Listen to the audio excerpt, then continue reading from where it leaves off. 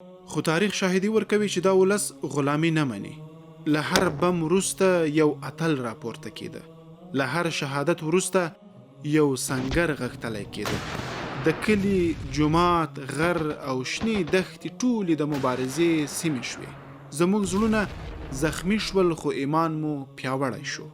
موږ د زخمونو، یتیمو ساندو، شهیدو ارواګانو او بېشمیرو قربانیو پر مټ بیرته ازادي واخیسته او بالاخره د 2021 زیږدیز کال د اګست په 15مه د الله جل جلاله په نصرت دا ولس پیاوړی شو. د امریکایي اشغال د پای ډبره یې کېښوده او امریکایان په توره شپه له یوې سترې ماتې وروسته د افغانانو له پاکې او سپېڅلې خاورې د تل لپاره شرمېدلي ووتل او د هېواد د ازادۍ توغ راپاند شو.